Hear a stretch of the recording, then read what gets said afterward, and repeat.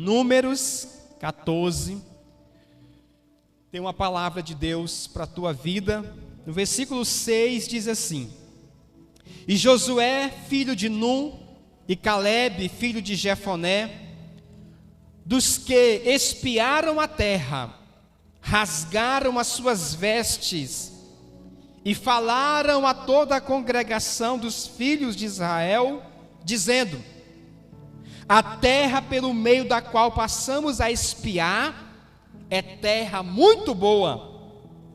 Se o Senhor se agradar de nós, então nos porá nesta terra e nola dará, terra que mana leite e mel.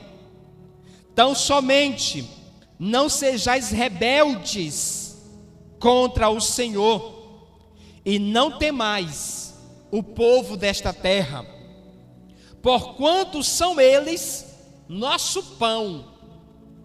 Retirou-se deles o seu amparo, e o Senhor é conosco, não os temais. Diga amém. Vamos orar. Pai, em nome de Jesus, dar-nos graça, ilumina o nosso entendimento para recebermos a Tua palavra nessa noite. Fala com cada pessoa neste momento, Senhor, em nome de Jesus. Amém. Irmãos, essa história é muito conhecida, mas deixa eu resumir rapidamente aqui. Deus prometeu uma terra para o seu povo, o povo de Israel. E a terra que Deus prometeu, Deus disse: essa terra mana leite e mel. Diga leite e mel. E Deus tinha dito: eu vou dar para vocês essa terra.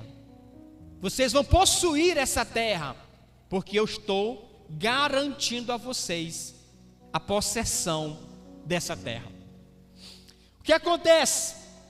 Quando o povo chega na fronteira da terra, a terra estava do outro lado do Jordão.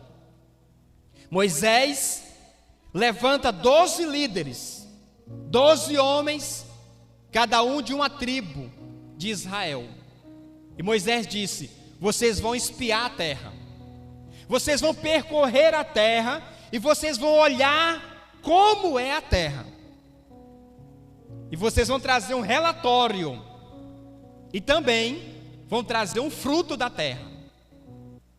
Então aqueles 12 homens foram com esta missão.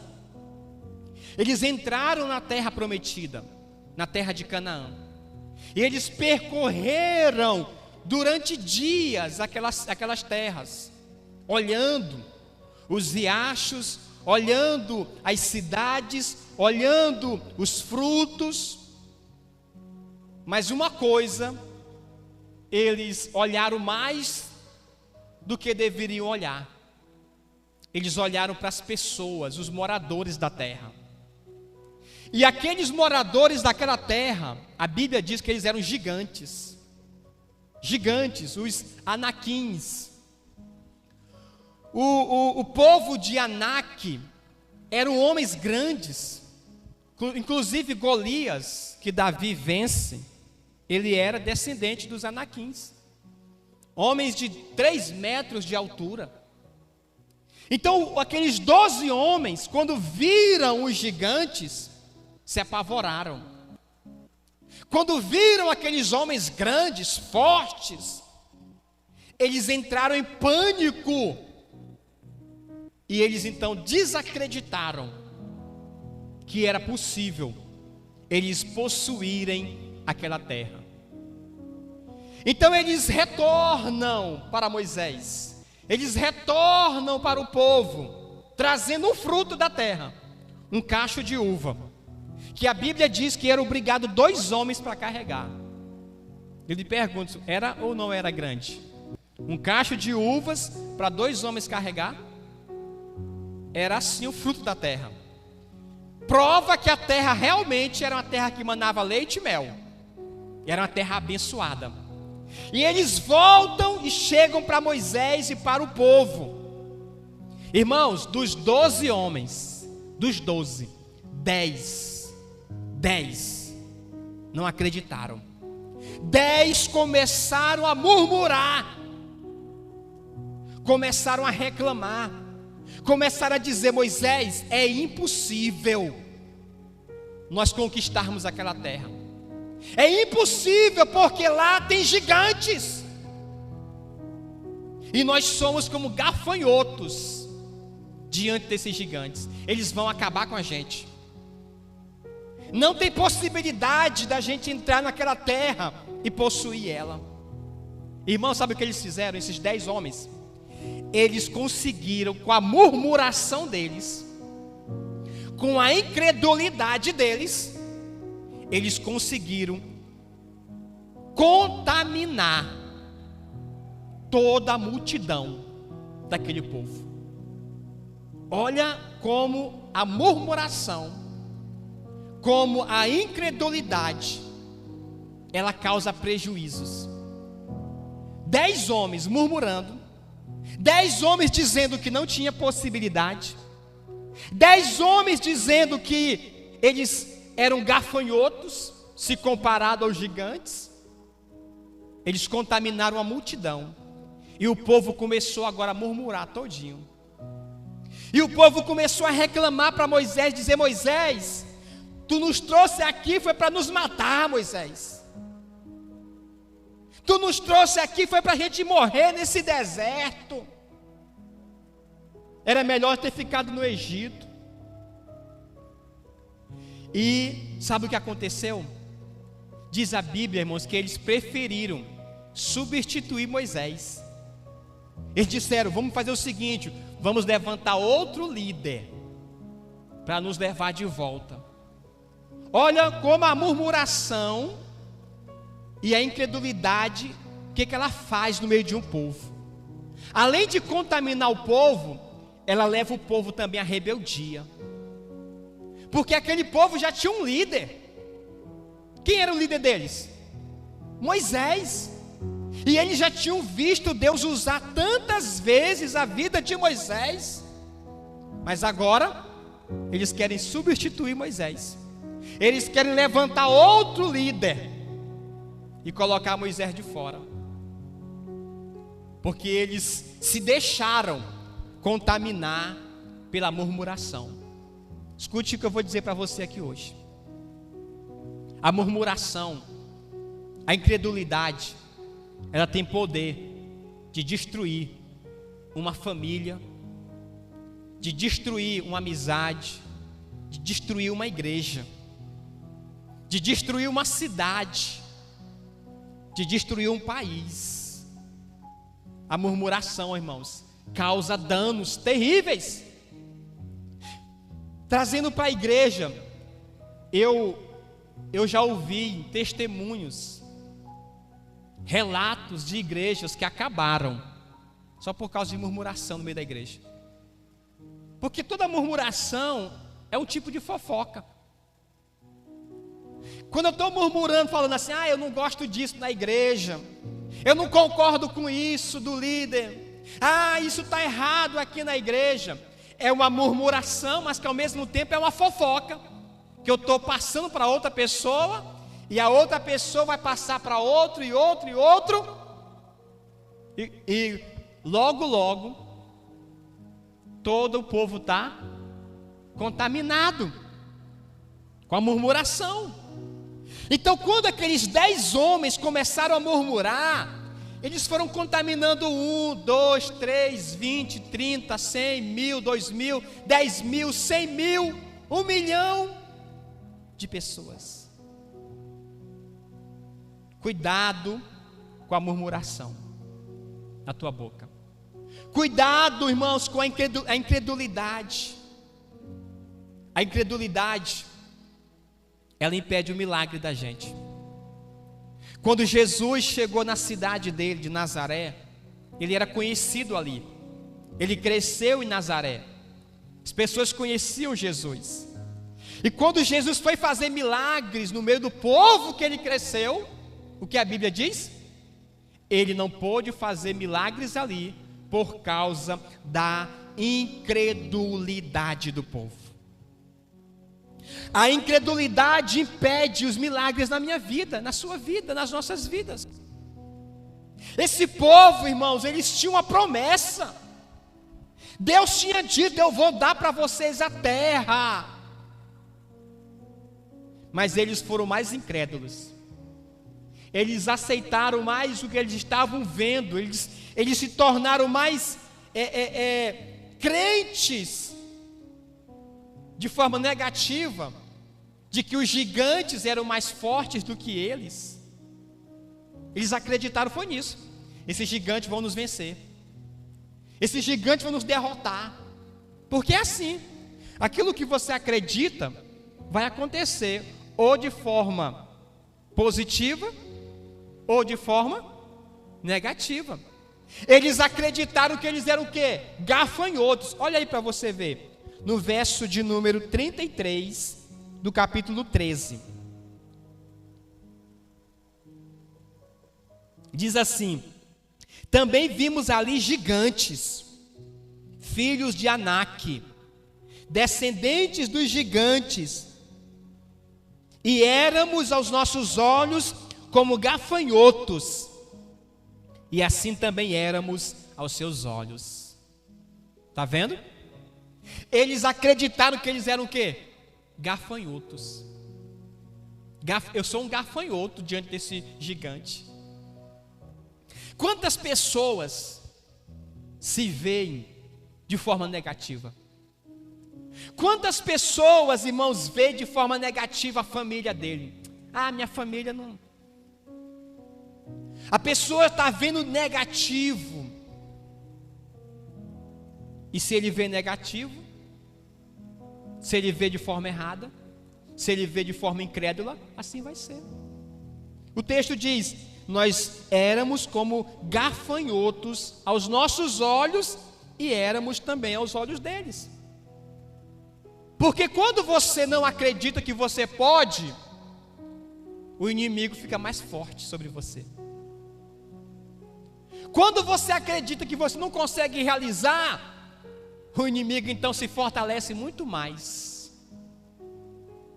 Só abrindo aqui, aproveitar e colocar Davi na história. Quando ele foi enfrentar o gigante Golias, antes, 40 dias, o gigante afrontava o povo, perguntando: quem é que vai lutar comigo aí? Não tem ninguém aí no meio de vocês não que consegue lutar comigo? E a Bíblia diz que o povo se escondia nos buracos, nas cavernas, com medo de Golias. E o Goliasão só se inchava, né? Porque é assim, irmãos, se você foge do inimigo, se você começa a se esconder do inimigo, você só fortalece mais ele. O diabo tem derrotado muitos crentes, porque muitos crentes não têm agido com fé. E aí o diabo vai ficando mais alto ainda, mais grande ainda, mais forte ainda, contra a vida da pessoa, porque a pessoa fica se diminuindo, se sentindo gafanhoto. Aí o inimigo vem. Mas veja quando Davi apareceu na história. Quando Davi apareceu, Davi falou assim: quem esse gigante pensa que é? Para afrontar o exército do Deus vivo. Quem esse gigante pensa que é? Esse incircunciso. Ou seja, ser incircunciso significa não ter aliança com Deus. Quem esse incircunciso pensa que é? Esse homem que não tem aliança com Deus. Eu tenho, porque eu sou circuncidado. Que Davi era circuncidado, ele era um judeu, ele era de Israel, então ele tinha aliança com Deus. Ele estava dizendo: quem é que esse homem pensa que ele é, para ele querer afrontar o povo do Deus Todo-Poderoso? Tu vai cair agora. E Davi vem. Quando Davi faz isso, irmão, quem é que cresce? Davi cresce na fé. Davi cresce na autoridade espiritual. E o gigante? O gigante é que diminui. Amém? Então é isso. Muito bem, então esse povo aqui, voltando para Números, murmurou.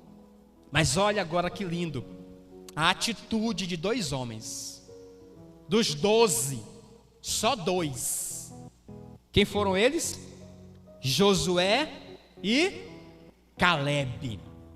Números 14, versículo 6 diz assim: E Josué, filho de Num, e Calebe, filho de Jefoné, dos que espiaram a terra, rasgaram as suas vestes e falaram a toda a congregação dos filhos de Israel, dizendo: a terra pelo meio da qual passamos a espiar é terra muito boa. O que é que eles olharam? A terra boa. Eles não estavam com o olho no gigante. Porque é assim, irmãos.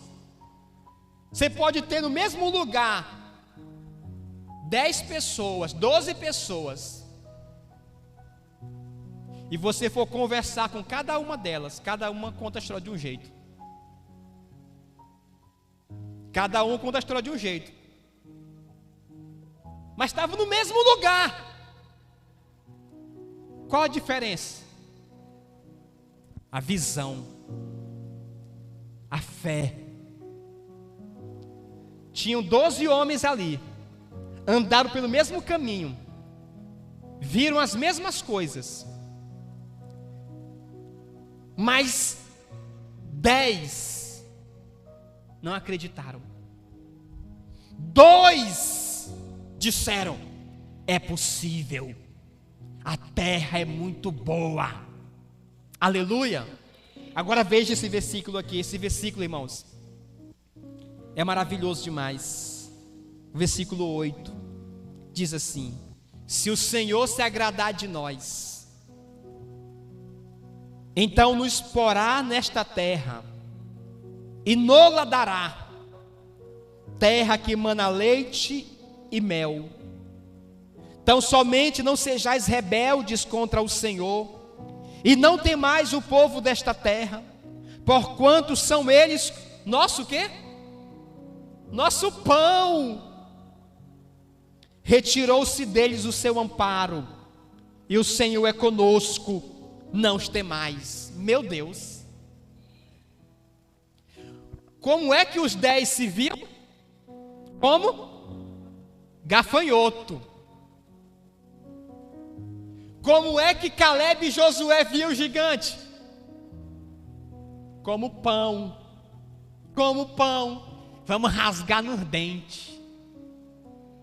Irmãos, um pão é forte, um pão? Um pão é resistente? Irmão, um pão a gente rasga um pão assim de um jeito que nem sente. Não é verdade? Eles disseram: eles são como o pão. Eu não sou gafanhoto não, é eles que são como o pão. Nós vamos rasgar nos dentes esses homens aí. Meu Deus. Mas o que eu quero destacar é o seguinte: é a palavra que ele diz assim: se o Senhor se agradar de nós. Se o Senhor se agradar de nós. Irmãos, o que Deus pode fazer na vida de um homem, de uma mulher, que Ele se agradar? Eu fiquei pensando isso hoje. Eu parei e fiquei pensando assim: meu Deus, o que Deus pode realizar na vida de uma pessoa que Ele se agradar dela? Quantas coisas Deus pode fazer quando Deus se agrada de alguém? Moisés, quando estava no monte, Moisés orou e falou assim: Deus, o Senhor disse que eu achei graça aos teus olhos. O Senhor me falou que eu te agradei. Quando Deus se agrada de alguém, irmãos. Mas quais são as qualidades, quais são as características que você, que eu temos que ter para que Deus se agrade de nós? Deus não se agradou dos murmuradores. Então aí você já tem uma primeira qualidade. Deus não se agrada de murmuradores. Deus disse assim para Moisés: esse povo aí, nenhum deles vai entrar na terra prometida, porque eu não me agradei deles. Então, quando Deus não se agrada de alguém, aquela pessoa é impedida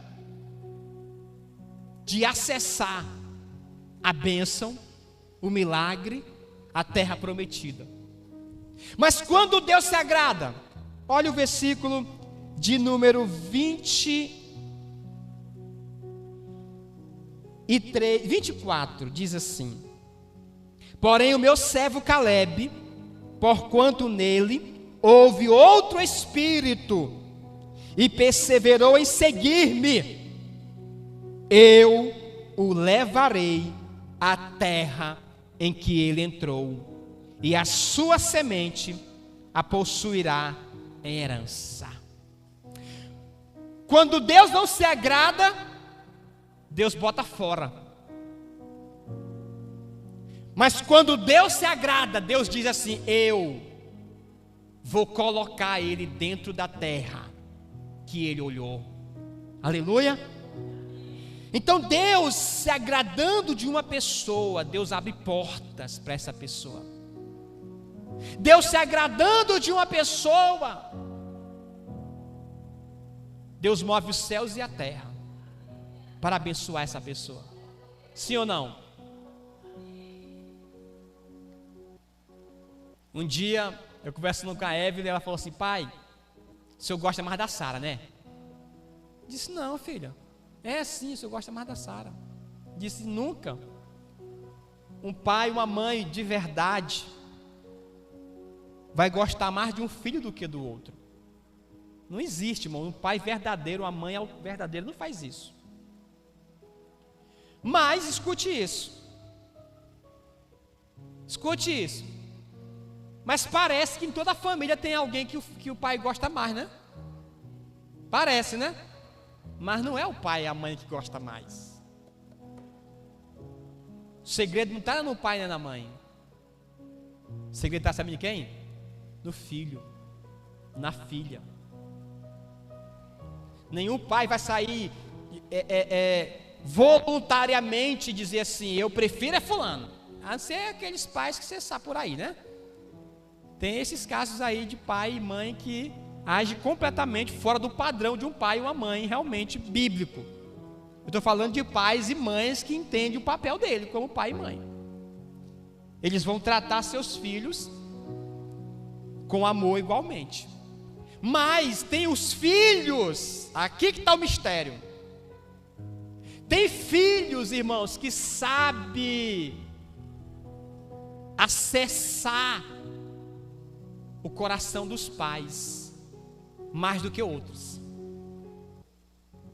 Tem filho que sabe como entrar na vida do pai e da mãe mais do que os outros. Aí parece que ele é mais preferido, aí parece que ela é mais preferida. Não é. Não é o pai que está fazendo isso, não. É o filho que sabe entrar. É a filha que sabe usar a chave certa para abrir o coração. Aí tem irmão que diz assim: quando eu peço para o pai, ele não dá. Quando eu peço para a mãe, ele não dá. Mas quando fulano pede, aí dá tudo o que ela pede, dá tudo o que ele pede. É porque sabe pedir, meu filho. Amém. É igual a história, já contei aqui 10 mil vezes, mas vou contar só mais uma hoje. Do filho que saiu de casa. Saiu de repente assim, sem dizer nada, e foi embora. Passou um bom tempo sem dar notícia. Aí quando dá notícia, manda uma carta. E aí quando a carta chega, o pai pega a carta e vai ler a carta. Quando ele lê a carta, ele fica zangado. Ele diz: olha aí, que filho ingrato, que filho mal educado, está tanto tempo longe sem dar notícia, e quando dá notícia é dessa maneira, com esse desaforo, dessa forma falando com a gente. Aí a mulher falou assim: mas meu bem, o que foi? Ele diz: olha aí, o que ele escreveu nessa carta? Botou aí: pai, manda dinheiro. Isso é a forma de um filho falar com o pai? Desse jeito? Eu não vou mandar dinheiro nenhum para ele. Deixa ele agora passar lá bem. Aí a mulher, a mãe, né? Mãe que é ninja, pegou a carta, aí olhou a carta e disse: não, meu amor, não está escrito assim não. Ele está assim, tá? Ele disse, ele está falando com ignorância comigo aí. Tá não, meu bem. Aí ele disse: pois como é que está escrito aí? Aí ela foi ler. Tá assim, meu bem. Pai, manda dinheiro. Aí o pai: então falando assim com amor, eu vou mandar. Falando com educação, eu mando. Então, irmãos, o filho que sabe entrar no coração do pai, da mãe, recebe mais. Então lembre disso, guarde no teu coração isso. O segredo não é o pai e a mãe, não, é o filho, é a pessoa. Então, quando Deus diz assim, quando Josué e Caleb diz assim: se o Senhor se agradar de nós, não é que Deus tem filho preferido, não é que Deus gosta mais de um crente do que do outro, não é que Deus tem vontade de abençoar mais um e deixar o outro sofrendo lá mais. Deus é um pai muito ruim, ele só prefere alguns irmãos da igreja para abençoar, e eu estou aqui e não recebo nada. Eu disse para você que o segredo não é o pai, é o filho.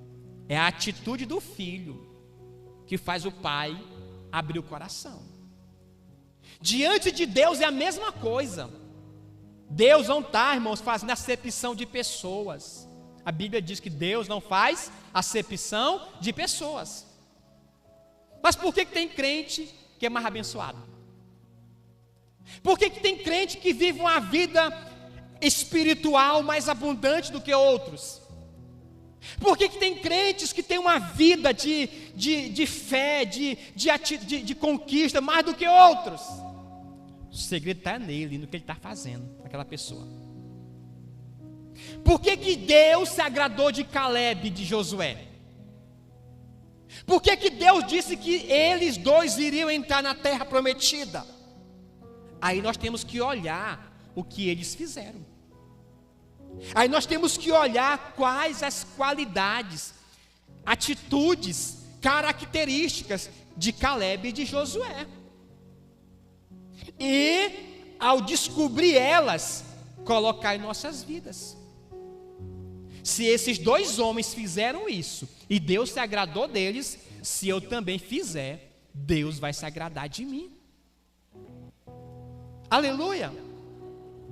Quais as características? Número um, a fé. A fé.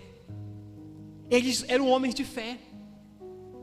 Eles disseram assim: a terra é boa, Deus vai nos dar essa terra, nós vamos possuir essa terra. Eles acreditavam na palavra de Deus, eles acreditavam no que Deus tinha prometido. Uma pessoa de fé, Deus se agrada dela. Você é uma pessoa de fé? Homens de fé, mulheres de fé, Deus se agrada. Segunda característica de Josué e Caleb: a obediência. Sabe o que eles disseram? Não sejam rebeldes. Não sejam rebeldes, sejam obedientes. Então eles eram obedientes. Os outros foram rebeldes. Eles dois foram obedientes. A obediência, Deus ama a obediência. Sabe o que Deus fala sobre a obediência? Ele diz assim: é melhor obedecer do que sacrificar. Porque não adianta a pessoa fazer votos, fazer promessas, fazer tanta coisa, mas não ter o coração obediente. Faz um monte de sacrifício, mas não obedece nada que Deus fala. Deus diz: é melhor obedecer do que sacrificar. Quanta gente que faz um monte de sacrifício, mas na hora da obediência, não é obediente. E a obediência, irmãos, ela é em todos os níveis: a Deus, às autoridades, aos pais. A obediência. O que mais? Olhe comigo no capítulo 14, no verso 24, que diz assim: porém meu servo Caleb, porquanto nele houve outro espírito. Houve o quê? Outro espírito. Outro espírito. Esse espírito aqui não é espírito de Deus, o Espírito Santo não, é espírito com E minúsculo. É da própria pessoa. Ou seja, nele houve uma outra atitude. Esse espírito aí fala da atitude da pessoa, do que está dentro da pessoa. No meu servo Caleb houve outro espírito. Qual então era o espírito que tinha nos 10 que foram murmuradores? O espírito da dúvida, o espírito do medo, da incredulidade, da murmuração. Qual o espírito que estava dentro de Caleb e de Josué? O espírito da conquista, o espírito do sucesso, o espírito da vitória. Irmãos, esse negócio de espírito é muito forte. Você já viu alguém falando assim: meu espírito não foi com o de fulano de tal? Que existe uma questão de frequência. Cada pessoa tem uma frequência. Cada pessoa, ela exala, ela emana uma frequência. Tem pessoa que diz assim: o rico fica cada vez mais rico e o pobre fica cada vez mais pobre. Onde está o segredo? No espírito da pessoa. Porque o rico, ele tem o espírito que vai dar certo, que ele vai fazer, vai conquistar. Ele tem o espírito de excelência. O pobre, na maioria das vezes, ele tem o espírito de escassez, de ruína. Ele tem o espírito de puxar sempre ele para baixo. O espírito dele. E a questão de espírito, ele envolve até quem se aproxima da gente. Tem gente que quem se aproxima dele é só pessoas que têm pensamentos e atitudes ruins, porque ele tem um espírito que atrai esse tipo de gente. E já tem outros que ele atrai para ele sempre pessoas de excelência, sempre pessoas de uma visão diferente, porque ele tem um espírito de excelência. A Bíblia fala sobre Daniel, que ele tinha um espírito de excelência. Amém? Isso não é o Espírito Santo, não. É a própria característica interior de uma pessoa. Amém? A própria característica de uma pessoa que está dentro dela. O espírito de Caleb era diferente. O que mais? Diz assim: e perseverou. O que fez? Perseverou. Deus se agrada de pessoas que perseveram. Gente que vive desistindo de tudo, como é que Deus vai se agradar delas? Tem pessoas, irmãos, que tudo que começa, não termina. Começa a estudar, não termina. Começa a ler um livro, não termina. Começa a construir algo, não termina. Começa a... Tudo que a pessoa começa, não termina. Isso é uma qualidade muito ruim. Como é que Deus vai se agradar de alguém assim? Como é que Deus vai entregar algo na mão de uma pessoa que de tudo desiste? Tudo para. Vai indo, enquanto está boa a coisa, enquanto está dando certo. Na hora que tem um contratempo, na hora que tem uma dificuldade, a pessoa já pula fora. Não vou fazer mais não. Agora aconteceu isso, gente que desiste facilmente. E a Bíblia diz em Hebreus 10 que nós não somos dos que desistem, nós somos dos que permanecem, dos que perseveram. Perseverança é não desistirmos. Persevere. A pessoa que persevera, ela vai alcançar o milagre dela. Aquele que perseverar até o fim será salvo. Perseverança. Pessoas que desistem do casamento, que desistem do filho, desistem do emprego, desistem de tanta coisa, quando tem um empecilho. Deus quer pessoas de perseverança. Deus se agrada de pessoas que perseveram. Que mais? Verso 24 ainda, diz assim: perseverou em seguir-me. Perseverou em fazer o quê? Em seguir. Diga seguir. Seguir. Ou seja, andar por onde eu estou mostrando para andar. Me seguir. Deus estava dizendo: eu não disse para vocês que eu iria na frente de vocês? Eu não prometi ir na frente de vocês, abrindo o caminho? O que eu quero de vocês é só que vocês me sigam, que vocês não se desviem nem para a direita e nem para a esquerda, mas que vocês me sigam. Irmãos, você não tem que fazer nada além de seguir.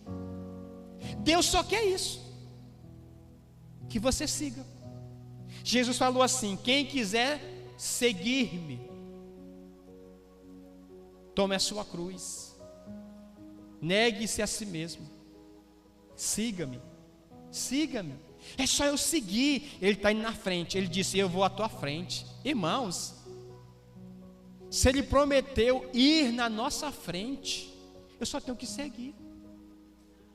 Siga o Senhor, siga a palavra de Deus, siga as orientações do Senhor, siga, irmãos. Você não vai ser frustrado se você seguir o que Deus está falando.